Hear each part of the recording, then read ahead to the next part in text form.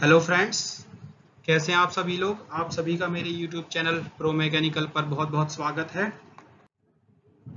आज मैं आपके सामने फ्लूइड मैकेनिक सब्जेक्ट का बहुत ही इंपॉर्टेंट टॉपिक मॉडल एनालिसिस लेके प्रस्तुत हुआ हूं।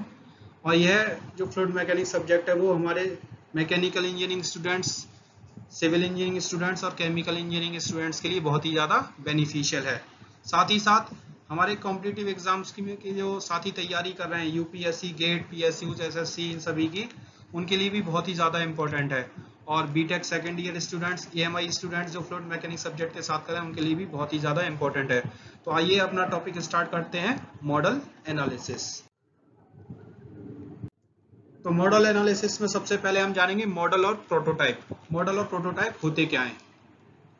तो मॉडल जो है, जैसे हमारी कोई भी अगर एक्चुअल स्ट्रक्चर या फिर कोई भी एक्चुअल अगर हम मशीन बना रहे हैं, एक्चुअल स्ट्रक्चर, जैसे हमारे हाइड्रोलिक में अगर फ्लूइड मैकेनिक्स में बात करें तो कोई डैम हो गया या फिर कोई चैनल हो गया या किसी तरह की कोई ऐसा स्ट्रक्चर जहाँ पे हमें फ्लूइड से रिलेटेड कुछ और उसमें वो करना हो, वर्क करना हो, या स्पिलवेज हो गए, इन सब वो तो हुए स्ट्रक्चर। और मशीन्स, जैसे फ्लूइड मशीन्स में हमारे जैसे पंप्स हो गई, सेंट्रीफ्यूगल पंप, रेसिप्रोकेटिंग पंप, और टरबाइंस में हम हाइड्रोलिक टरबाइंस जैसे होगी Kaplan turbine, Francis turbine, impulse turbine. तो ये सब क्या हमारे एक्चुअल स्ट्रक्चर्स जो हैं उनका हम एक मॉडल बनाते हैं, यानी उसका एक स्मॉल रेप्लिका बनाया जाता है। और स्मॉल रेप्लिका जो बनाया जाता है उन एक्चुअल स्ट्रक्चर और मशीन का, उसे हम मॉडल कहते हैं। अब उसी को अगर हम देखें एक्चुअल स्ट्रक्चर और मशीन को क्या बोलेंगे मॉडल एनालिसिस में, उसे हम बोलेंगे प्रोटोटाइप।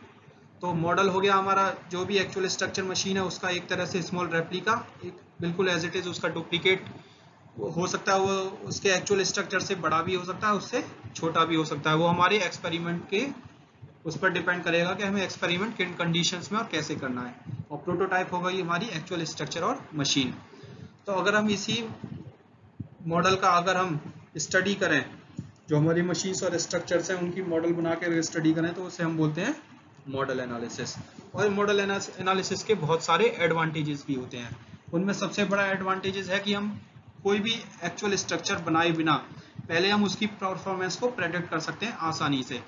जरूरी नहीं कि हम बड़ा स्ट्रक्चर बनाएं और उस पर इतना सारा पैसा खर्च करें, और इकोनॉमिकल भी नहीं होगा और सेफ्टी भी नहीं होगा। क्या पता हमारा अगर वो एक्चुअल स्ट्रक्चर बिना उसके एक्सपेरिमेंट के या उसके अगर डिस्ट्रक्ट हो जाता है या डैमेज हो जाता है, तो हमें बहुत ही ज़्यादा इकोनॉमिकली नुकसान झेलना पड़ सकता है। और डिज़ाइन के तौर पे भी हो सकता है वो हमारी सेफ डिज़ाइन नहीं है, तो वो हमें और तरह से भी नुकसान पहुंचा सकता है। तो इसलिए हमें इसी प्रेडिक्शन के लिए मॉडल एनालिसिस की जाती है। मॉडल एनालिसिस में हम डायमेंशनल एनालिसिस करके उस पर जो मॉडल हमने जो बनाया उस पर तरह तरह के टेस्ट आसानी से कंडक्ट कर सकते हैं। और मॉडल एनालिसिस तैयार की है, उसके लिए हम इनोवेटिव आइडियाज बना सकते हैं, इनोवेशन कर सकते हैं। कि उस जरूरी नहीं कि हमने जो डिजाइन तैयार की है वही हमारे लिए सेफ डिजाइन हो। अगर हमारी मॉडल टेस्टिंग में कुछ और पैरामीटर्स या कुछ और रिजल्ट्स निकल के सामने आ रहे हैं, तो हम अल्टरनेटिव डिजाइन भी आगे इनोवेट करके तैयार कर सकते हैं। जैसा कि मैंने बताया कि इकोनॉमिकली और सेफ भी होता है मॉडल एनालिसिस।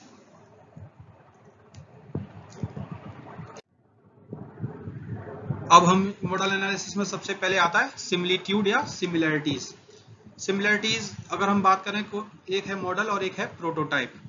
तो इनके बीच में अगर कोई सिमिलर प्रॉपर्टीज हैं तो उसे हम क्या बोलेंगे, सिमिलिट्यूड। और फ्लूइड मैकेनिक्स में हम तीन तरह की सिमिलरिटीज मॉडल और प्रोटोटाइप में जनरली एनालाइज करते हैं। तो वो तीन सिमिलरिटीज हैं, ज्योमेट्रिक, काइनेमेटिक और डायनेमिक। तो ज्योमेट्रिक सिमिलरिटी, जैसा कि आप सभी को पता है कि जितनी भी लीनियर डायमेंशंस होंगी जो मॉडल में होंगी और जो प्रोटोटाइप में होंगी, उन सभी का रेशियो जो है क्या होना चाहिए, सेम होना चाहिए। तो मॉडल और प्रोटोटाइप हमारे क्या कहलाएंगे, ज्योमेट्रिकली सिमिलर कहलाएंगे। तो जैसा कि एग्जांपल में हमने जैसे ले रखा है, लेंथ ऑफ मॉडल LM ले रखा है, और ब्रेड्थ ऑफ मॉडल BM है, diameter of model DM, area of model AM और वॉल्यूम ऑफ मॉडल VM। ऐसी हमारी ये सारी वैल्यूज P सफिक्स के साथ वो क्या हो जाएंगी, प्रोटोटाइप के लिए हो जाएंगी। तो ज्योमेट्रिक सिमिलरिटी के लिए लेंथ उनकी, मतलब प्रोटोटाइप और मॉडल की रेशियो, ब्रेड्थ का रेशियो प्रोटोटाइप और मॉडल का, डायमीटर का रेशियो प्रोटोटाइप और मॉडल का क्या होना चाहिए, सेम होना चाहिए। और से हम क्या करते हैं, LR से डिनोट करते हैं, और इसे हम स्केल रेशियो बोलते हैं। यानी कि जो हमने प्रोटोटाइप बनाया और जो मॉडल बनाया उसके बीच में जो ज्योमेट्रिकल रेशियो होगा वो कैसा होगा, वो क्या कहलाएगा, स्केल रेशियो कहलाएगा। और हमेशा क्या होना चाहिए, लीनियर डायमेंशन का होना चाहिए। अगर हम एरिया रेशियो और वॉल्यूम रेशियो की बात करें तो एरिया जैसे कि आप सभी जानते हैं लेंथ इंटू ब्रेड्थ होता है नॉर्मली, तो प्रोटोटाइप के लिए LP इंटू BP और मॉडल के लिए LM इंटू BM। तो इसको हम LP अपॉन LM क्या रखेंगे, LR, ऐसी BP अपॉन BM LR, तो ये क्या हो जाएगा, LR into LR is equals to LR की पावर 2 LR स्क्वायर।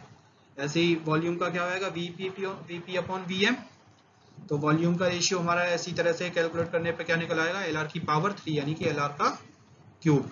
तो कोई भी अगर मॉडल ज्योमेट्रिकली सिमिलर है तो उसके जो लीनियर डायमेंशन है उनका सभी का रेशियो LR होगा, उसके एरिया का रेशियो LR स्क्वायर होगा और उनके वॉल्यूम का रेशियो LR क्यूब होगा।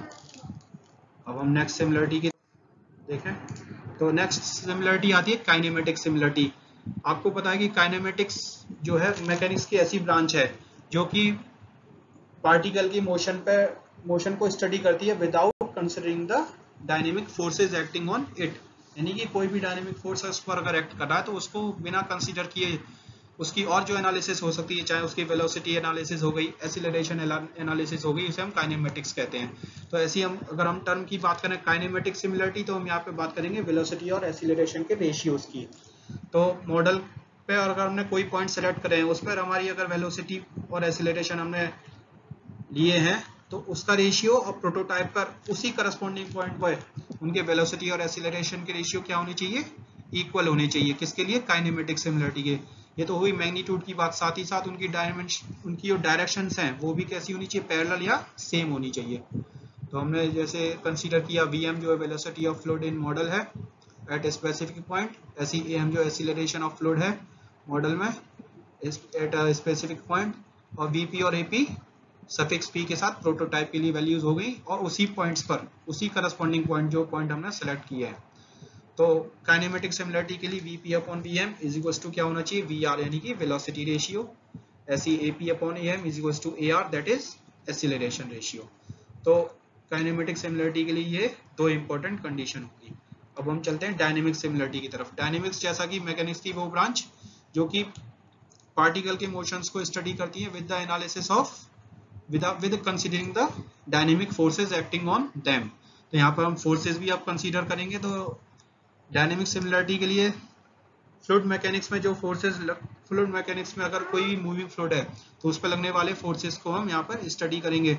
तो हमने अभी यहाँ पे फिलहाल 3 फोर्स लिए हैं और इसके अलावा और भी फोर्सेस लगते हैं, वो अगली स्लाइड में मैं आपको बताऊंगा कौन कौन से फोर्स एक मूविंग फ्लूइड पर लगते हैं। तो डायनेमिक सिमिलरिटी के लिए जो करस्पॉन्डिंग पॉइंट वाली बात हमारी सेम रहेगी कि मॉडल एंड प्रोटोटाइप पे जो फोर्सेस लग रहे हैं उनका रेशियो ऑफ मैग्नीट्यूड क्या होना चाहिए, सेम होना चाहिए मॉडल एंड प्रोटोटाइप में, और साथ ही साथ उनके जो डायरेक्शन ऑफ फोर्सेस है वो भी क्या होनी चाहिए, पैरेलल या सेम होनी चाहिए। तो इनर्शिया फोर्स हमने FIM लिया मॉडल के लिए, ऐसी विस्कस फोर्स FVM और ग्रेविटी फोर्स FGM लिया, और इसी करस्पॉन्डिंग वैल्यूज प्रोटोटाइप के लिए क्या होंगी, FIP, FVP और FGP। तो डायनेमिक सिमिलरिटी के लिए इन सभी के रेशियो क्या होने चाहिए, सेम होने चाहिए। मॉडल ऊपर, मॉडल न्यूमरेटर में और P डिनोमिनेटर में। हम और भी इसमें चेंज कर सकते हैं, लेकिन मेन हमारा जो मेन मोटो है कि हमारे रेशियो क्या होना चाहिए, सेम होने चाहिए। तो यहाँ पे मैंने मॉडल न्यूमरेटर में लिया, प्रोटोटाइप नीचे लिया, आप इसका रिवर्स भी कर सकते हैं। तो ये सब क्या होना चाहिए, FIM upon FIP, FVM upon FVP, FGM upon FGP is equals to FR, that is force ratio. तो ये हमारी इंपॉर्टेंट कंडीशन हो गई डायनेमिक सिमिलरिटी के लिए। अब हम बात करते हैं कि कौन कौन से फोर्स एक मूविंग फ्लूइड पर, अगर कोई फ्लूइड अगर मूव कर रहा है तो उस पर एक्ट करते हैं। तो यहाँ पर मैंने 6 फोर्स बताए हैं, आपको बता रहा हूँ आपको जो एक मूविंग फ्लूइड पर लगता है। तो सबसे इंपॉर्टेंट फोर्स, जो सबसे पहला फोर्स है इनर्शिया फोर्स, और इनर्शिया फोर्स होता है उसके मोशन की वजह से, और ये हमेशा किसके बराबर होगा, product of mass and acceleration of the flowing fluid, या जो उसका एक्सीलरेशन है फ्लूइड का, उसका एक्सीलरेशन और उसके मास का प्रोडक्ट होगा। इसकी डायरेक्शन क्या होगी, जिस डायरेक्शन में अगर एक्सीलरेशन इस डायरेक्शन में, तो फोर्स इनर्शिया फोर्स इसके अपोजिट डायरेक्शन में होगा। ऐसे हम विस्कस फोर्स की बात करें तो शियर स्ट्रेस जो कि विस्कोसिटी की वजह से होती है, और उसकी value mu du upon D Y होती है न्यूटन्स लॉ ऑफ विस्कोसिटी से। तो यहाँ पे हम शियर स्ट्रेस और उसके सरफेस एरिया जो है फ्लो का, उसके प्रोडक्ट के बराबर होगा विस्कस फोर्स। ऐसी ग्रेविटी फोर्स जो होगा mass into acceleration, acceleration due to gravity m into g। Pressure force होगा p into a, pressure intensity into cross sectional area of the flowing fluid. Surface tension force, जैसा कि आपको पता है, आप जानते हैं कि सरफेस टेंशन फोर्स जो है पर यूनिट लेंथ मेजर किया जाता है, और उस पर यूनिट लेंथ में अगर length of surface of the flowing fluid का अगर मल्टीप्लाई कर दें तो क्या निकल के आएगा, सरफेस टेंशन फोर्स निकल के आएगा। ऐसे ही जैसे इलास्टिक फोर्स की बात करें तो इलास्टिक स्ट्रेस जैसे हमारे सॉलिड सब्सटेंसेस में होती है, ऐसी फ्लूइड में भी होती है। उस फ्लूइड में जो इलास्टिक स्ट्रेस होगी और जो एरिया ऑफ फ्लोइंग फ्लूइड होगा उसका प्रोडक्ट इलास्टिक फोर्स के बराबर होगा। अब मॉडल एनालिसिस में सबसे जरूरी जो आता है वो आता है डायमेंशनलेस नंबर्स, और ये डायमेंशनलेस नंबर्स ही हमारे मॉडल लॉस को जनरेट करते हैं। तो ये डायमेंशनलेस नंबर्स हैं Reynolds number, fruits number, Euler's number, Weber's number और मैक नंबर। और इनकी क्या क्या एप्लीकेशंस हैं वो भी मैं अभी आपको आगे के स्लाइड में बताऊंगा। तो पहले हम जानते हैं कि डायमेंशनलेस नंबर्स क्या होते हैं और इनकी क्या इंपॉर्टेंस है। तो सबसे पहला डायमेंशनलेस नंबर है रेनॉल्ड्स नंबर। रेनॉल्ड्स नंबर, अभी मैंने जो आपको फोर्स बताई उसमें थे सारे इनर्शिया फोर्स से स्टार्ट था, इनर्शिया फोर्स, विस्कस फोर्स और gravity force, surface tension force, elastic force. तो इन सभी फोर्सेस में अगर हम इनर्शिया फोर्स को हमेशा हमें किस पे रखना है, न्यूमरेटर पे रखना है, और डिनोमिनेटर में एक एक करके अदर फोर्सेस को लेते आएंगे तो हमारे नंबर्स इसी तरह जनरेट होते आएंगे। तो रेनॉल्ड्स नंबर में हमने सबसे पहले क्या लेंगे, इनर्शिया फोर्स हमारा क्या होगा, न्यूमरेटर में होगा। Reynolds number is defined as the ratio of the inertia force of a flowing fluid and the viscous force of the fluid. तो F I upon F V. तो इनर्शिया फोर्स हम लेंगे हमेशा न्यूमरेटर में और denominator में other force आएगा। तो इनर्शिया फोर्स पहले कैलकुलेट करते हैं। तो इनर्शिया फोर्स जैसे बताया मैंने, मास इनटू एक्सेलरेशन। मास क्या होता है, डेंसिटी इनटू वॉल्यूम, और एक्सेलरेशन होता है वेलोसिटी पर यूनिट टाइम। तो डेंसिटी की वैल्यू हमने रो रखी, टाइम जो वेलोसिटी के नीचे था उसे हमने वॉल्यूम के नीचे लगाया, तो वॉल्यूम अपॉन टाइम, ये क्या हो गया, डिस्चार्ज, और ये हो गया वेलोसिटी। तो रो डिस्चार्ज होता है area into velocity, that is A into A V into velocity का v। तो कैलकुलेट करने पे आया रो ए वी स्क्वायर। वैसे ही विस्कस फोर्स होगा shear stress into area, tau into A. Tau की value mu du upon D Y by the Newton's law of viscosity, और ए यहाँ पर एरिया हो गया। तो D U upon D Y को अगर हम इंटीग्रेटेड फॉर्म में लगे तो क्या हो जाएगा, वी अपॉन एल, वेलोसिटी पर यूनिट लेंथ। तो रेनॉल्ड्स नंबर की डेफिनेशन क्या है, F I upon F V. F I numerator में, एफ वी डिनोमिनेटर में। एफ आई की वैल्यू रखी है हमने रो ए वी स्क्वायर और एफ वी की mu V A upon L, जो यहाँ पर हमने कैलकुलेट की थी। तो सॉल्व करने पर जो हमारी वैल्यू निकल के आएगी रेनॉल्ड्स नंबर की, रो वी एल अपॉन म्यू। तो ये जो वैल्यू होगी हमारी किसके आधार पर होगी, डायनेमिक विस्कोसिटी के आधार पर। अगर हमें क्या दे रखा है, काइनेमेटिक विस्कोसिटी, जैसा कि हमें पता है कि डायनेमिक विस्कोसिटी होती है म्यू और काइनेमेटिक विस्कोसिटी होती है म्यू अपॉन रो। तो ये इस रो को हम अगर म्यू के अगर डिनोमिनेटर में ले तो म्यू अपॉन रो हमारा हो जाएगा न्यू यानी कि काइनेमेटिक विस्कोसिटी। तो आर इज इक्वल टू हो जाएगा V L upon nu. It depends depending upon the kinematic viscosity, Reynold number is equal to V L upon nu, and depending upon the dynamic viscosity, Reynold number is equal to V L upon mu. Pipe flow के लिए जो हमारी dimension है, characteristic length जो है वो हमारी क्या होती है, डायमीटर हो जाती है। तो एल को हम यहाँ पे डी से रिप्लेस कर देंगे। तो रेनॉल्ड नंबर पाइप फ्लो के लिए हो जाएगा V D upon nu, kinematic viscosity के आधार पर, और rho V D upon mu, dynamic viscosity के आधार पर। नेक्स्ट नंबर है फ्रूट्स नंबर। रेनॉल्ड नंबर में हमने लिया था F I upon F V, अब यहाँ पे हम लेंगे F I upon F G, यानी कि, लेकिन यहाँ पर अब जितने भी नंबर्स है रेनॉल्ड नंबर के अलावा, चाहे वो फ्रूट नंबर हो, आयलर नंबर हो, वेबर नंबर हो, चाहे मैक नंबर हो, उसमें हमेशा क्या आएगा, स्क्वायर रूट आएगा। केवल रेनॉल्ड नंबर को छोड़ के सभी नंबर्स में स्क्वायर रूट आएगा। रेनॉल्ड नंबर में स्क्वायर रूट नहीं आएगा। F I upon F E होगा रेनॉल्ड नंबर, फ्रूट नंबर होगा F I upon F G, यानी कि square root of the ratio of the inertia force to the gravity force. तो F I upon F G का under root is equal to हो जाएगा Froude number. और Froude number में F I की value रखेंगे तो एफ आई हमने कैलकुलेट किया था rho A V square, gravity force, mass into acceleration, due to gravity, mass is equals to density into volume, volume को रखा a into L, area into length, तो ये निकल के आ गया रो ए एल इंटू जी। यहाँ पे हमने वैल्यू पुट की, एफ आई की rho A V square, F G की रो ए एल जी, तो फ्लूइड नंबर निकल के आया V upon under root L G. तो फ्लूइड नंबर अगर हमें कभी भी कैलकुलेट करना होगा तो उसका मेन फॉर्मूला क्या होगा, V upon under root L G. अब हम आइलर नंबर की बात करें तो आइलर नंबर में नेक्स्ट फोर्स आएगा, मैंने बताया था इनर्शिया फोर्स सब में न्यूमरेटर में रहेगा ही रहेगा, बस नीचे फोर्सेस चेंज होते रहेंगे। तो अगला फोर्स आ गया यहाँ पे प्रेशर फोर्स, तो लेकिन स्क्वायर रूट है तो under root F I upon F P is equals to Euler number, square root of the ratio of inertia force to the pressure force. फिर वैल्यू पुट की हमने एफ आई की rho A V square, F P की intensity of pressure P और into area, उसका cross sectional area A. तो यहाँ पे हमने पुट किया वैल्यू दोनों एफ आई और एफ पी का, तो कैलकुलेट करने पे आया V upon under root P upon rho, तो ये हमारा क्या कहलाएगा, आइलर नंबर। इसी तरह नेक्स्ट नंबर आता है वेबर नंबर। वेबर नंबर में भी न्यूमरेटर में इनर्शिया फोर्स रहेगा, बस डिनोमिनेटर चेंज हो जाएगा, वहां पे आएगा सरफेस टेंशन फोर्स। तो यहाँ पे हमने इनर्शिया फोर्स की value rho A V square रखी। अब ए को हमने यहाँ पे चेंज किया है एल स्क्वायर से, क्यों, क्योंकि हमें सरफेस टेंशन फोर्स क्या होता है, पर यूनिट लेंथ होता है, तो हमें जो सरफेस टेंशन पता है वो लेंथ के टर्म्स में पता है, तो यहाँ पे भी हमने एरिया को लेंथ के टर्म्स में चेंज कर लिया। तो इनर्शिया फोर्स आ गया rho L square V square, surface tension sigma होगा पर यूनिट लेंथ एल, तो सिग्मा इंटू एल। तो हमने इसमें वेबर नंबर के फॉर्मूले में रखा under root F I upon F S, F I equals to rho L square upon under root sigma L, solve करने पे आएगा V upon under root sigma upon rho L. तो वेबर नंबर का formula velocity of fluid divide by under root sigma upon rho L. Next number है Mach number. Mach number बहुत ही important number है अगर हम कंप्रेसिबल फ्लो की बात करें। अगर हम और भी अभी आगे बताऊंगा मैं आपको, एप्लीकेशंस इसकी बहुत ज्यादा वाइड है, बहुत ज्यादा यूज होता है ये एरोडायनेमिक एनालिसिस में।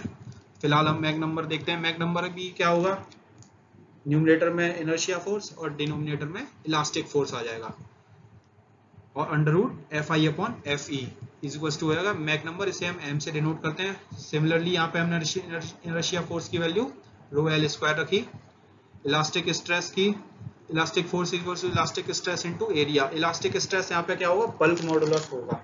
बल्क मॉडुलस आपको पता है कि क्या होता है, प्रेशर इंटेंसिटी या direct stress divide by volumetric strain, तो उसकी भी जो यूनिट होती है वो न्यूटन पर एमएम स्क्वायर ही होती है। तो यहाँ पे हमने के ले लिया इलास्टिक स्ट्रेस, और एरिया ए को हमने एल स्क्वायर कर लिया, यहाँ पर भी ए को एल स्क्वायर किया। अब एम के लिए फॉर्मूले में रखा हमने under root F I upon F E, F I की जगह rho L square V square और एफ ई की जगह के एल स्क्वायर। सॉल्व करने पे आया V upon under root K upon rho, और यहाँ पे एक नया टर्म निकल के आया V upon under root K upon rho, और इसको हमने लिखा v अपॉन सी। तो v क्या है, वेलोसिटी ऑफ फ्लूइड, और c क्या है, velocity of sound in the fluid.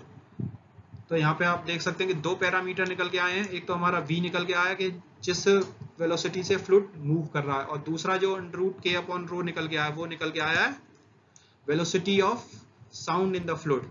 और इसे हम देखेंगे कि आगे एरोडायनेमिक एप्लीकेशंस में कैसे इसको यूज किया जाता है। तो जनरली मैक नंबर क्या होगा, velocity of fluid divided by velocity of sound in that fluid.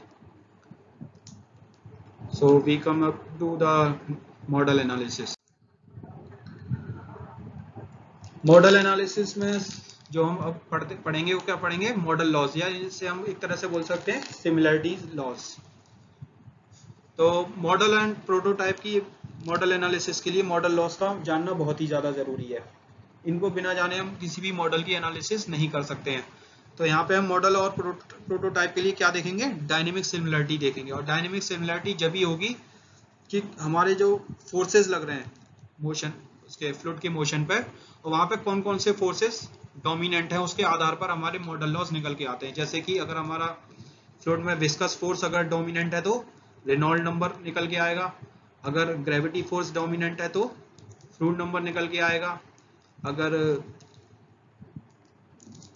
आपका प्रेशर फोर्स अगर डोमिनेंट है तो वेबर नंबर, और सरफेस टेंशन फोर्स डोमिनेंट है तो आयलर नंबर, और अगर इलास्टिक फोर्स डोमिनेंट है तो मैक नंबर। इन्हीं नंबर्स के आधार पर 5 तरह के मॉडल लॉ इन सभी साइंटिस्ट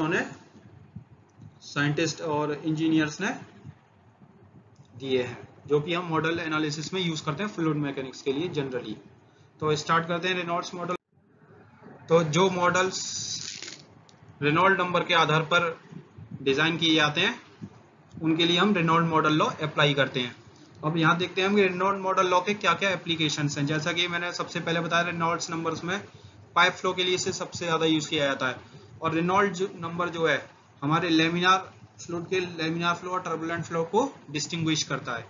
अगर हम पाइप फ्लो की बात करें तो 2000 से अगर नीचे है, 2000 के नीचे अगर रेनॉल्ड नंबर है तो हमारा जो फ्लो होगा वो रेनॉल्ड नंबर होगा, और 2000 से 4000 के बीच में ट्रांजिशन फ्लो होगा, 4000 के अबव टर्बुलेंट फ्लो हो जाएगा। तो इसे हम सबसे ज्यादा पाइप फ्लो में यूज करते हैं। और कहाँ पे यूज करते हैं?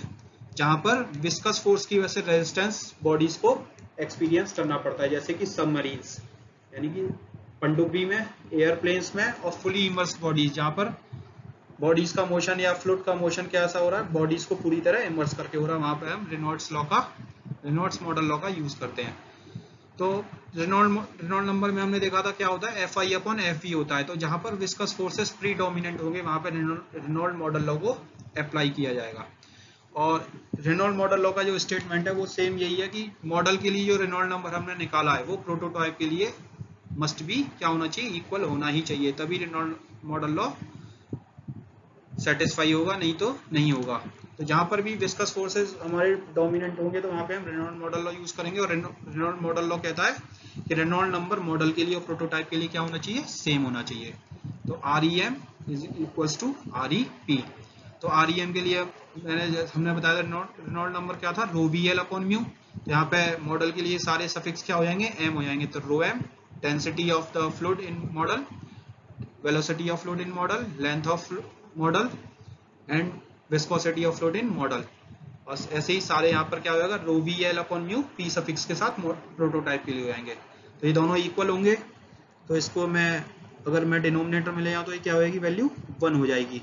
तो सबको हमने क्या कर दिया, उसके रेशियोज में चेंज कर दिया। तो जैसे रो m upon rho p, VM upon VP, LM upon LP, mu m upon mu p, तो क्या हो गया, R आ गया। और ये क्या हो गया, इसके रेशियोज हो गए, जैसे डेंसिटी रेशियो हो गया, वेलोसिटी रेशियो हो गया, स्केल रेशियो हो गया, विस्कोसिटी रेशियो होगा। और ये क्या होना चाहिए, इज इक्वल्स टू 1 होना चाहिए।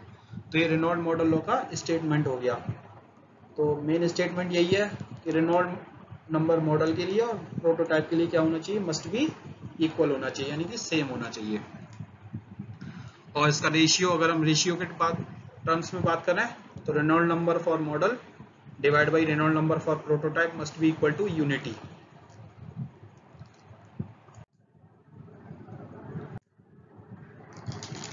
अब हम देखें कि इसके अदर रेशियोज क्या होंगे। जैसे टाइम स्केल रेशियो की बात करें, TR इज इक्वल्स टू क्या होगा, LR अपॉन VR। जैसा कि हमें पता है टाइम इज इक्वल्स टू क्या होता है, डिस्टेंस अपॉन या डिस्प्लेसमेंट अपॉन वेलोसिटी। तो LR अपॉन VR। एक्सीलरेशन क्या होता है, वेलोसिटी अपॉन टाइम, तो VR अपॉन TR। फोर्स होता है मास इंटू एक्सीलरेशन, तो मास MR इंटू AR। तो M की वैल्यू हमने यहाँ पे रख दी रो AV, डेंसिटी इंटू वॉल्यूम पर यूनिट टाइम इंटू एक्सीलरेशन। तो सॉल्व करने पे आ गया रो R LR square VR AR। Discharge scale ratio की बात करें तो डिस्चार्ज इक्वल्स टू क्या हो जाएगा, वैसे तो एरिया इंटू वेलोसिटी होता है, लेकिन अगर हम डेंसिटी अगर हमारी क्या है, चेंज हो रही है किसके साथ, स्पेस के साथ, तो यहाँ पे हम डेंसिटी को भी कंसीडर करेंगे। और वो क्या हो जाएगा, रो AVR। और इसमें सफिक्स लग जाएगा रो R, यानी डेंसिटी रेशियो, एरिया रेशियो और वेलोसिटी रेशियो, इन तीनों का सम। और AR की अगर हम क्या पुट कर देंगे, LR स्क्वायर, क्योंकि एरिया क्या होगा लीनियर डायमेंशन के टर्म्स में L की पावर 2। तो रो R LR square into VR। तो इस पे अब एक हम न्यूमेरिकल देख लेते हैं रेनॉल्ड मॉडल लॉ पे। जैसा कि एक एग्जांपल मैंने प्रॉब्लम में लिया है, water is flowing through a pipe of diameter 30 centimetre. कोई पाइप दे रखा है इसमें, और वो पाइप की जो डायमीटर है वो कितनी है, 30 सेंटीमीटर, और उसमें बहने वाला फ्लूइड है वाटर। और वाटर की आपको पता है कि डेंसिटी की क्या होती है, 1000 किलोग्राम पर मीटर क्यूब होती है। उसकी वेलोसिटी भी इसमें गिवन है तो पहले हम गिवन देख लेते हैं। पाइप 1 में क्या क्या दे रखा है कि लिक्विड दे रखा वाटर, डाया ऑफ पाइप दे रखा D1 30 सेंटीमीटर, इसे मीटर में चेंज कर लिया तो आ गया 0.3 मीटर। वेलोसिटी ऑफ फ्लो दे रखी है V1 इज टू 4 मीटर पर सेकंड स्क्वायर। अब वो क्या कह रहा है, find the velocity of oil in another pipe of diameter 10 centimetre, यानी दूसरा पाइप है पाइप 2, उसके लिए हमें क्या निकालनी है, वेलोसिटी निकालनी है ऑयल की, तो हमें V2 को फाइंड आउट करना है। तो पहले हमने सारी गिवन वैल्यूज लिख ली 1 की, तो V1 था हमारा 4 मीटर पर सेकंड स्क्वायर, μ1 दे रखा 0.01 पॉइस, ये भी यहाँ पर गिवन है। Viscosity of water and oil is, जैसे वाटर के लिए दे रखा 0.01 पॉइस, ऑयल के लिए दे रखा 0.025 पॉइस। तो पहले हम इसे SI यूनिट में चेंज कर लेंगे। विस्कोसिटी की SI यूनिट पास्कल सेकंड होती है, तो पास्कल सेकंड 1 पॉइस को अगर हम पास्कल सेकंड में डिवाइड वो चेंज करें तो क्या होगा, 10 का डिवाइड कर देंगे, तो हमारा किस में आएगा, SI यूनिट यानी पास्कल सेकंड में μ1 की वैल्यू आ जाएगी। और डेंसिटी ρ1 है क्योंकि वहाँ पर लिक्विड क्या है, वाटर है, वाटर की density 1000 kilogram per metre cube होती है। अब पाइप 2 के लिए बात करें तो लिक्विड दे रखा ऑयल, डाया ऑफ पाइप दे रखा 10 सेंटीमीटर, उसे मीटर में चेंज कर लिया 0.1 मीटर हो गया। V2 हमें फाइंड आउट करना है। विस्कोसिटी ऑयल की दे रखी है 0.025, उसे हम SI यूनिट में चेंज करेंगे तो डिवाइड बाई 10 कर देंगे। स्पेसिफिक ग्रेविटी 0.8 दे रखी है, तो डेंसिटी ऑफ ऑयल क्या हो जाएगा, 0.8 इंटू 1000 यानी कि 800 किलोग्राम पर मीटर क्यूब। अब यहाँ पे उसने कंडीशन दे रही है फॉर डायनेमिक सिमिलरिटी, तो पाइप फ्लो है तो क्या लगेगा यहाँ पे, रेनॉल्ड मॉडल लगेगा, तो RE1 is equals to RE2, तो rho VD upon mu for 1 is equals to rho VD upon mu for 2। तो यहाँ पर सारी वैल्यूज हमें पता है, ρ1 पता है, V1 पता है, D1 पता है, μ1 पता है। ऐसी ρ2 हमें पता है, V2 हमें फाइंड आउट करना है, D2 भी पता है, μ2 भी पता है। सारी वैल्यूज हमें पता है, सिर्फ V2 अननोन है, तो इस इक्वेशन में हम सारी वैल्यू पुट करके V2 की वैल्यू यहाँ पे कैलकुलेट कर लेंगे, तो हमारा आंसर आएगा 37.5 मीटर पर सेकंड। तो ये रेनॉल्ड मॉडल लॉ का एक सिंपल क्वेश्चन था। तो इस तरह से हम रेनॉल्ड मॉडल लॉ के न्यूमेरिकल भी सॉल्व कर सकते हैं। अब बात करते हैं Froude model law. Froude model law में जितने भी मॉडल होंगे वो हमारे किस पर बेस्ड होंगे, फ्रूड नंबर पर बेस्ड होंगे। और फ्रूड नंबर में जो हमारा जो डिनोमिनेटर वाला फोर्स था, न्यूमिनेटर फोर्स तो सब में सेम है, इनर्शिया फोर्स, और जो डिनोमिनेटर फोर्स था वो वहाँ पर क्या था, ग्रेविटी फोर्स। तो फ्रूड मॉडल लॉ में को हम वहाँ पे अप्लाई करेंगे जहाँ पर क्या होगा, ग्रेविटी फोर्स प्रीडोमिनेंट होगा। तो ये बात हमें ध्यान रखना है कि फ्रूड मॉडल लॉ वहाँ पर एप्लीकेबल होगा जहाँ पर ग्रेविटी फोर्स प्रीडोमिनेंट होगा। अब इसकी एप्लीकेशन की बात करें तो ये फ्री सरफेस फ्लो में सबसे ज़्यादा यूज़ किया जाता है, जैसे कि वियर्स के ऊपर जो फ्लो होगा, स्लूइज में जो फ्लो होगा, चैनल्स में जो फ्लो होगा, स्पिलवेज में जो फ्लो होगा, उन पर जहाँ कहीं भी इस तरह के फ्लो होंगे वहाँ पे हम फ्लूइड नंबर्स का अप्लाई करेंगे। फिर ऑरिफिस के थ्रू या नोजल के थ्रू अगर कोई जेट फ्लो कर रहा है तो वहाँ पर इसका यूज़ किया जाएगा। शिप, अगर हमारा कोई भी शिप है जो कि रफ एंड टर्बुलेंट सी में कैसा पार्शियली सबमर्ज्ड जनरली होता ही है, तो उसकी भी एनालिसिस में हम फ्लूइड नंबर का यूज़ करेंगे, फ्लूइड मॉडल लॉ का यूज़ करेंगे। और जहाँ पर भी डेंसिटी मतलब डिफरेंस इन डेंसिटी, यानी कि कोई फ्लो है, मान लो कहीं टेम्परेचर अगर ज़्यादा है, अगर मैं एक टेम्परेचर का एग्जांपल लेके चलूँ तो कहीं अगर टेम्परेचर ज़्यादा है, कहीं अगर टेम्परेचर ग्रेडियंट अगर उसमें है फ्लूइड फ्लोइंग में, मान लो ये फ्लूइड फ्लो कर रहा है, यहाँ पर टेम्परेचर ज़्यादा है, यहाँ पर टेम्परेचर कम है, तो क्या होगा, इसकी डेंसिटी में क्या हो जाएगा, एक ग्रेडियंट बन जाएगा, यानी कि यहाँ पर डेंसिटी क्या होगी, इसके ज़्यादा वाले टेम्परेचर में कम होगी, और जहाँ टेम्परेचर कम है वहाँ क्या होगी, ज़्यादा होगी, इस तरह से ग्रेडियंट बन जाएगा। तो जहाँ कहीं भी डिफरेंस होगा डेंसिटीज़ में, तो वहाँ पर भी हम इसे क्या यूज़ करेंगे, फ्लूइड मॉडल लॉ का यूज़ करेंगे। तो फ्लूइड मॉडल लॉ क्या कहता है, जैसे रेनॉल्ड मॉडल लॉ कहता था कि मॉडल और प्रोटोटाइप के लिए रेनॉल्ड नंबर सेम होना चाहिए, ऐसे फ्लूइड मॉडल लॉ के लिए भी के अकॉर्डिंग भी क्या होगा, फ्लूइड नंबर दोनों का सेम होना चाहिए, मॉडल का भी फ्लूइड नंबर सेम होना चाहिए और प्रोटोटाइप का भी model number fluid number same होना चाहिए। तो FEM is equals to FEP।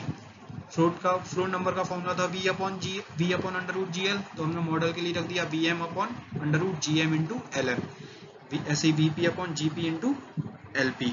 अगर हमारे model test same acceleration due to gravity यानी कि GM इक्वल्स टू GP पर अगर परफॉर्म किए जा रहे हैं, अगर हम सी लेवल पे ही अगर उसे हम परफॉर्म कर रहे हैं मॉडल और प्रोटोटाइप के लिए, तो वहाँ पे GM इक्वल्स टू क्या हो जाएगा, GP हो जाएगा। और हम मान लो सी लेवल पे कहीं कुछ टेस्ट कर रहे हैं या फिर हम इक्वेटर पे टेस्ट कर रहे हैं और हमें प्रोटोटाइप लगाना मान लो पोल्स पे है तो वहां पे जीएम और जीपी की वैल्यू सेम नहीं होगी, क्योंकि लैटिट्यूड पोजीशन और अर्थ से हम जितना भी ऊपर उठेंगे वहां पे क्या हो जाए, value of gravity acceleration due to gravity change हो जाता है, तो इसलिए वहां पे जीएम इक्वल्स टू जीपी नहीं होगा। लेकिन अगर हम सेम सरफेस सेम लेवल पर अगर कोई भी टेस्ट परफॉर्म कर रहे हैं, जो हमारा मॉडल है, जो प्रोटोटाइप है, वो सेम लेवल पे यूज होने हैं, तो वहाँ पे जीएम इक्वल्स टू जीपी ही होगा।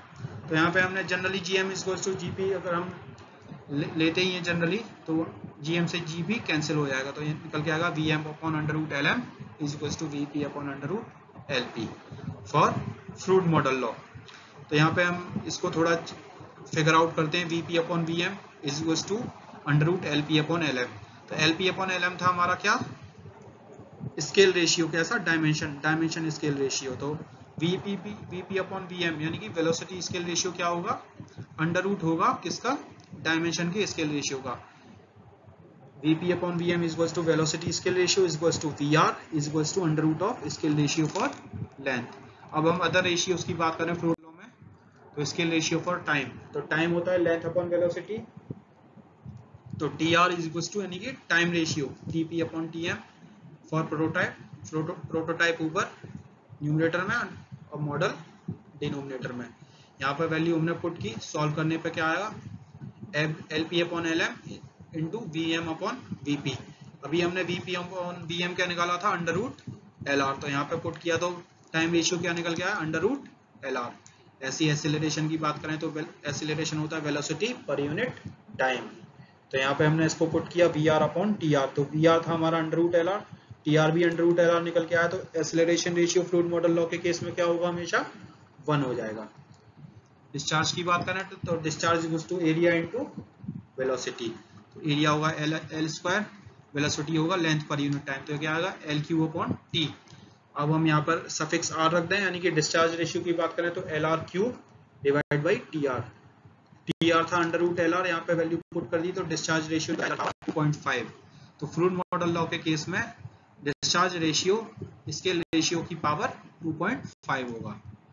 फोर्स की बात, फोर्स को भी इसी तरह से हम कैलकुलेट कर सकते हैं, फोर्स हो जाएगा मास इनटू एक्सीलरेशन, मास को रखा rho L cube, acceleration v upon T, velocity पर यूनिट टाइम, सॉल्व करने पर आया rho L square V square. अगर हमारा फ्लूइड अगर सेम है, जो मॉडल में हम फ्लूइड यूज कर रहे हैं, जो प्रोटोटाइप में फ्लूइड यूज कर रहे हैं, तो rho M is equals to rho P और rho R is equals to हो जाएगा 1। तो यहाँ पे हम फोर्स रेशियो के लिए रखें तो तो rho R is equals to 1 हो गया, L R square V R square. तो वी आर था हमारा क्या, अंडर रूट एल आर, तो अंडर रूट एल आर का स्क्वायर एल आर, और एल आर स्क्वायर यहाँ पे पहले से प्रेजेंट है, तो क्या हो जाएगा एल आर क्यूब। तो फोर्स रेशियो क्या होगा, स्केल रेशियो की पावर 3 होगा फ्लूइड मॉडल लॉ। ऐसे हम प्रेशर इंटेंसिटी की बात करें तो प्रेशर इंटेंसिटी होता है फोर्स अपॉन एरिया, तो एफ अपॉन एल स्क्वायर, तो P R is equals to F R upon L R square. बस हमें मेन यही देखना है कि क्या फॉर्मूला लगा रहे हैं और फिर हमने क्या रेशियो निकालना है। तो एफ अपॉन एल स्क्वायर है तो F R upon L R square आ जाएगा। यहाँ पर एफ आर हमने जैसे निकाला था, एफ आर क्या था, एल आर की पावर 3 वो पुट कर दिया, एल आर स्क्वायर यहाँ पर पहले से है, तो क्या होगा प्रेशर रेशियो स्केल रेशियो के बराबर होगा, एल आर के बराबर होगा। वर्क एनर्जी, टॉर्क, मोमेंट, इन सब की यूनिट क्या होती है, सेम होती है, न्यूटन मीटर या फिर जूल होती है। तो यहाँ पे मैंने एग्जांपल के लिए मोमेंट लिया है, तो force into distance F into L, तो M R is equals to क्या होगा F R into L are.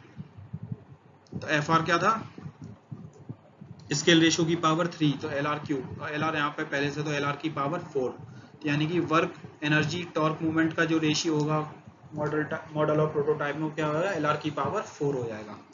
ऐसे ही पावर को भी हम निकाल सकते हैं, पावर होता है वर्क पर यूनिट टाइम, तो वर्क हमने यहाँ पे निकाला एल आर की power 4, L 4 divide by 1 upon T, तो एल 4 अपॉन टी, तो L 4 upon T R, L 4 upon T R क्या था, time ratio under root L R था, यहाँ पे पुट किया तो एल आर की पावर 3.5, तो पावर के लिए स्केल रेशियो निकल के आएगा वो एल आर की पावर 3.5 होगा फ्लूइड मॉडल लॉ के लिए। एक फ्लूइड मॉडल लॉ का यहाँ पे एक एग्जांपल देखते हैं। तो यहाँ पे सबसे पहले हमें गिवन दे रखा है इन्होंने ज्योमेट्रिकली जो रेशियो होंगे, L M upon L P वो 1 अपॉन 10 दे रखा है, यानी कि L P upon L M is equal to 10। और फाइंड आउट हमें करना है सबसे पहले, एक तो डिस्चार्ज निकालना है इसके मॉडल में क्या डिस्चार्ज होगा, फिर हमें इसके प्रोटोटाइप में क्या वेलोसिटी होगी वो निकालनी है। फिर इसमें एक हाइड्रोलिक जंप टर्म निकल के आए, हाइड्रोलिक जंप कितना होगा इसमें प्रोटोटाइप में। ऐसे ही एनर्जी डिसिपेटेड पर सेकंड, यानी कि पावर निकालनी है प्रोटोटाइप में कितनी एनर्जी डिसिपेट हो रही है। तो एक एक करके पहले हम निकालते हैं। तो सबसे पहले हमें जो गिवन है वो दे रखा है इसने, if the maximum rate of flow in the prototype, तो यानी इसने क्यूपी गिवन है और 28.3 क्यूमैक। क्यूमैक क्या होता है, मीटर क्यूब पर सेकंड को हम क्या बोलते हैं, क्यूमैक बोलते हैं। तो यहाँ पे क्यूपी गिवन है सबसे पहले तो, और क्यूएम हमें निकालना है। तो क्यूपी अपॉन क्यूएम जो अभी हमने फ्लूइड मॉडल लॉ के लिए देखा था उसमें क्या था, एलआर की पावर 2.5 था। तो यहाँ पे एलआर हमें गिवन है 10, तो यहाँ पे हम 10 एलआर की अगर 10 पुट कर देंगे तो यहाँ से हमें क्यूएम फाइंड आउट हो जाएगा। ऐसे ही अब हमें वेलोसिटी इन प्रोटोटाइप निकालना है, कहना if the measured velocity in the model. तो इसने मॉडल की में वेलोसिटी दे रखी है और करस्पॉन्डिंग वेलोसिटी प्रोटोटाइप में पूछ रहा है। तो वीपी अपॉन वीएम हमने निकाला था अंडर रूट एलआर, तो यहाँ पे पुट कर दिया। वीएम हमें गिवन है 2.4 मीटर पर सेकंड, एलआर हमें पता ही है अंडर रूट 10, तो सॉल्व करने पर आ जाएगा 7.6 मीटर पर सेकंड। हाइड्रोलिक जंप ये क्या होगा, जो हमारी जो ज्योमेट्रिकली डायमेंशन है उसका जो रेशियो उसी के करस्पॉन्डिंग होगा, यानी HP upon HM is equal to LP upon LM। LP upon LM क्या है, स्केल रेशियो, और HM हमें गिवन है 50। तो प्रोटोटाइप में पूछ रहा है कि हाइड्रोलिक जंप कितना होगा, तो 500 mm। एनर्जी डिसिपेटेड इन मॉडल हमें यहाँ पे गिवन है 3.5 न्यूटन पर सेकंड। अब हमें EP की वैल्यू निकालनी है, तो पर सेकंड की बात हो रही है, तो ये क्या हो गया, एनर्जी पर यूनिट टाइम क्या होता है, पावर होता है। पावर के लिए हमने निकाला था एलआर की पावर क्या था, उसका ratio, power ratio LR to the power 3.5। तो यहाँ पे हम सारी वैल्यू पुट कर देंगे, EM भी गिवन है, LR भी गिवन है। तो सॉल्व करने पर ही इस तरह से हम EP की वैल्यू निकालेंगे, यानी एक तरह से कितना पावर उसमें डिसिपेट हुई प्रोटोटाइप में वो हम यहाँ पर फाइंड आउट कर सकते हैं। तो नेक्स्ट मॉडल लॉ निकल के आता है वो है आयलर मॉडल लॉ। तो इसमें जितने भी मॉडल्स होते हैं वो आयलर नंबर के बेसिस पर डिजाइन किए जाते हैं, और ये वहां पर एप्लीकेबल होगा जहां पर प्रेशर फोर्स डोमिनेंट होगा। जैसे रेनॉल्ड नंबर में विस्कस फोर्स डोमिनेंट था, फ्लोट नंबर में ग्रेविटी फोर्स डोमिनेंट था, तो यहाँ पर प्रेशर फोर्स डोमिनेंट होगा। और इसकी एप्लीकेशन की बात करें तो flow in a closed pipe where turbulence is fully developed, जहाँ पर ऐसा फ्लो जहाँ पर कि टर्बुलेंस जो पूरी तरह डेवलप हो चुका है, उसके लिए वहाँ पर ये अप्लाई किया जाएगा। और जहाँ कहीं भी कैविटेशन फिनोमेना अकर होता है तो वहाँ पर भी इसे अप्लाई किया जाता है। कैविटेशन फिनोमेना वो फिनोमेना है जब किसी भी एनक्लोज्ड बॉडी के अंदर या किसी पाइप के अंदर कोई फ्लूइड फ्लो कर रहा है या फ्लूइड एग्जिस्ट कर रहा है, उसके अंदर फ्लूइड का प्रेशर उसके उसके वेपर प्रेशर के बराबर इक्वल हो जाता है, तो वहां पे जो फिनोमेना निकल के आती है वो कैविटेशन निकल के आती है। और ये जो है बहुत ही ज्यादा डैमेजिंग होता है बहुत सारी कंडीशंस में। अगर हम किसी बाउंड्री लेयर फ्लो की बात करें या फिर सेंट्रीफ्यूगल पंप्स की बात करें, जहाँ कहीं भी अगर किसी सॉलिड बॉडी के साथ अगर फ्लूइड का वो हो रहा है, कांटेक्ट हो रहा है, वहां पर अगर कैविटेशन जनरेट हो रही है तो वो वहां पर उसे हमेशा डैमेज ही करेगी, क्योंकि वहां पर वेपर के बबल्स बनेंगे, और वो वेपर के बबल्स जब वेव आउट होंगे, मतलब जब वो डिसमिस होंगे, तो उसमें एक अलग ही उसमें पिट मार्क्स या फिर कुछ लाइन मार्क्स इस तरह के क्रिएट करेंगे। तो कैविटेशन फिनोमेना में आयलर मॉडल लॉ का यूज किया जाता है, क्योंकि वहां पर एक वेपर प्रेशर यानी कि प्रेशर फोर्स की बात की जा रही है। तो यहाँ पर प्रेशर फोर्स डोमिनेंट होगा, वहां पर आयलर मॉडल लॉ अप्लाई किया जाएगा। तो आयलर मॉडल लॉ वही सेम इसका स्टेटमेंट है कि जो मॉडल के लिए आयलर नंबर है वही प्रोटोटाइप के लिए आयलर नंबर होना चाहिए। तो आयलर नंबर हमने निकाला था Vm upon under root P upon rho.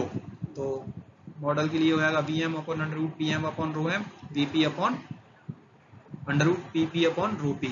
तो ये दोनों होने चाहिए इक्वल।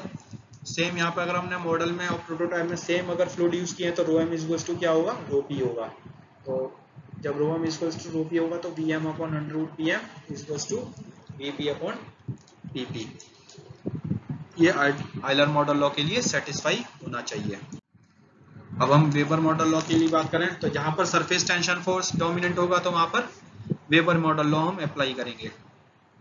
और इस वेपर मॉडल लॉ में के जो बहुत ये एप्लीकेशंस हैं वो सारे हैं, जैसे कि कैपिलरी राइज, क्योंकि यहाँ पर सरफेस टेंशन फिनोमेना हमारा निकल के आ रहा है।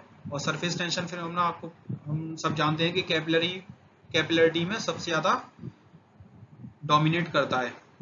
तो capillary rise in narrow passages, अगर हम कोई वहाँ पतली ट्यूब है या किसी भी पेड़ की अगर जड़ें हैं, जैसे हम पता है कि कैपिलरिटी एक्शन की वजह से ही कोई भी पेड़ की जो जड़ है वो ऊपर तक पानी को पहुंचाती है from ground to the tip of the tree, तो वहाँ पर कैपिलरिटी शो होती है। फिर हम अगर बात करें, जैसे मैंने बताया, movement of water in the soil, capillary wave in channel, अगर कोई चैनल अगर किसी सक्रिय जगह से या किसी चैनल में अगर कोई और कैपिलरीज अगर आके मिल रही हैं तो वहाँ पर कैपिलरी वेव उसमें जनरेट होती है, तो वहाँ पर भी इसका वेबर मॉडल लॉ का यूज किया जाता है।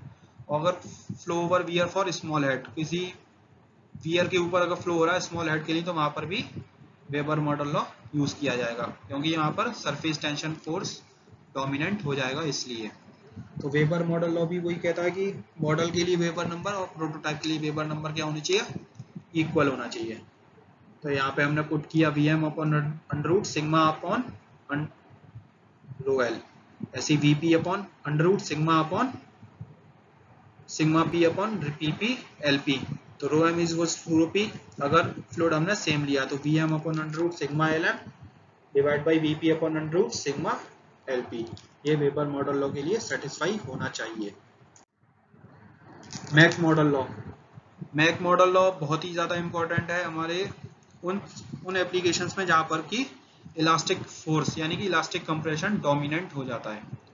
तो वो कौन कौन से एप्लीकेशन होंगे आइए देखते हैं। तो सबसे पहला है एरोप्लेन के फ्लो या प्रोजेक्टाइल का flow through air at supersonic speed. Supersonic speed वो स्पीड होती है अगर कोई भी वेलोसिटी ऑफ साउंड हमारी, अगर हम एयर की बात करें एट सी लेवल, वो लगभग 330 मीटर पर सेकंड होती है। तो सी लेवल के लिए बात करें, अगर कोई भी चीज़ अगर 330 मीटर पर सेकंड की स्पीड से ऊपर अगर ट्रेवल कर रही है तो वो किस पर जा रही है, सुपरसोनिक स्पीड पर जा रही है। लेकिन जैसे जैसे हम एटमॉस्फेयर में ऊपर जाते हैं तो हमारी डेंसिटी क्या होती जाती है एटमॉस्फेयर की, कम होती जाती है, तो वहां पर क्या होता जाता है, सुपरसोनिक स्पीड उसकी चेंज हो जाएगी। सुपरसोनिक स्पीड जो हायर उस पर होगा वो क्या होगी, मतलब साउंड की स्पीड से ज़्यादा होनी चाहिए सुपरसोनिक स्पीड के लिए। और जो हमारे एरोप्लेन है वो अधिकतर सुपरसोनिक स्पीड पर ही ट्रेवल करते हैं, तो वहाँ पर हम इसको मैक मॉडल लॉ को यूज़ करेंगे। एरोडायनेमिक टेस्टिंग में इसका यूज़ होता है। Under water testing of torpedoes, जो युद्धपोत जो होते हैं जो अंडर वाटर काम करते हैं, टॉर्पीडोज, उनकी टेस्टिंग के लिए इसे यूज़ किया जाता है। और वाटर हैमर की प्रॉब्लम जो जनरली पाइप्स में अकर होती है वहाँ पर इसका यूज़ किया जाता है, क्योंकि वहाँ पर इलास्टिक फोर्स डोमिनेंट हो जाता है। तो मैक नंबर का फॉर्मूला था V upon under root K upon rho. तो यहाँ पे आप देख सकते हैं कि जो under root K upon rho है वो velocity of sound in the fluid है, और तो डेंसिटी अगर कम होगी तो वेलोसिटी ऑफ साउंड क्या हो जाएगी, ज़्यादा हो जाएगी। तो सुपरसोनिक स्पीड के लिए क्या होना चाहिए, जिस मीडियम में वो ट्रेवल कर रहा है वहाँ पर उसकी स्पीड जो है उस मीडियम में जो साउंड की स्पीड है उससे ज़्यादा होनी चाहिए। तो वहाँ पर मैक नंबर क्या हो जाएगा हमारा, ग्रेटर देन 1 हो जाएगा फॉर सुपरसोनिक स्पीड, और for subsonic speed Mach number less than 1 होगा, और for sonic speed m is equals to 1 होगा, यानी मैक नंबर की वैल्यू 1 हो जाएगी। तो Vm velocity of fluid divide by velocity of sound in the medium. तो अभी हम फिलहाल यहाँ पे मैक मॉडल लॉ की बात करें तो Vm upon under root Km upon rho M must be equal to Vp upon under root Kp upon rho P. तो ये था last model law, Mach model law. तो एक हम एग्जांपल देखते हैं। The pressure drop in an aeroplane model of size 1/40 of its prototype is 80 Newton पर centimetre square. यानी कोई एरोप्लेन मॉडल है उसमें प्रेशर ड्रॉप जो हो रहा है वो 80 न्यूटन पर सेंटीमीटर स्क्वायर हो रहा है, और वो अपने प्रोटोटाइप का 1/40 टाइम्स है, यानी स्केल रेशियो में सबसे पहले गिवन है 40, और वहाँ पर प्रेशर ड्रॉप 80 न्यूटन पर सेंटीमीटर स्क्वायर दिया हुआ है। The model is tested in water, model को हम वाटर में टेस्ट कर रहे हैं। Find the corresponding drop in the prototype, prototype में कितना प्रेशर ड्रॉप होगा वो हमें फाइंड आउट करना है। तो डेंसिटी ऑफ एयर यहाँ पर गिवन है 1.24 kilogram per metre cube, viscosity of water 0.01 poise, while the viscosity of air 0.0018 poise. तो यहाँ पे हमें जो वैल्यूज थी वो हमने सारी लिखनी। जैसे पीएम हमने मॉडल के लिए पीएम ले लिया, वो हमें दे रखा है न्यूटन पर सेंटीमीटर स्क्वायर, तो न्यूटन पर मीटर स्क्वायर में से चेंज कर लिया। स्केल रेशियो गिवन है 40। तो और जो फ्लूइड इन मॉडल है तो वहाँ पे रो एम क्या हो जाएगा 1000, और रो ए यानी कि रो पी, सॉरी प्रोटोटाइप के लिए एयर है तो रो पी हमें गिवन है 1.24 किलोग्राम पर मीटर क्यूब। तो रो एम और रो पी हमने अलग अलग लिख ली है, विस्कोसिटी दोनों की अलग, म्यू एम और म्यू पी भी हमने नोट डाउन कर लिया। तो अब हमें निकालना करस्पॉन्डिंग प्रेशर ड्रॉप। तो उसको निकालने के लिए सबसे पहले हमें निकालना पड़ेगा Vm upon Vp। Vm upon Vp क्यों निकालना पड़ेगा? क्योंकि हमें Pm प्रेशर ड्रॉप निकालना है। प्रेशर ड्रॉप हमारा किससे डिनोट, वो किस में आता है, आयलर नंबर में आता है, जहाँ पे प्रेशर फोर्स है। तो सबसे पहले हम Vm अपॉन Vp निकालेंगे किससे, रेनॉल्ड नंबर से। रेनॉल्ड नंबर से इसलिए क्योंकि हमें विस्कोसिटी भी गिवन है और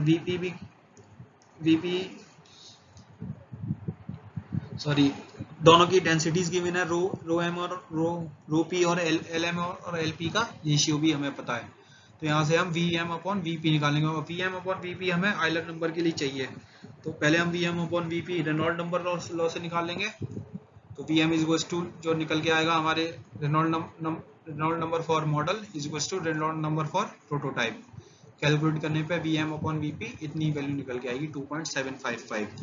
जैसे हम आयलर मॉडल लॉ के लिए अप्लाई करते हैं तो यहाँ से जो वैल्यू निकल के आएगी अंडर रूट पी एम, क्योंकि हमें V M upon V P पता है, पी एम हमें निकालना है और पी पी भी हमें पता है, रो एम और रो पी भी हमें फाइंड आउट है। तो यहाँ से हम पी पी की वैल्यू यानी कि प्रेशर ड्रॉप इन प्रोटोटाइप निकाल सकते हैं, जो कि निकल के आएगी 0.01306 न्यूटन पर सेंटीमीटर स्क्वायर। तो इस तरह से ये मॉडल एनालिसिस हमारी कंप्लीट हुई फ्लूइड मैकेनिक्स की।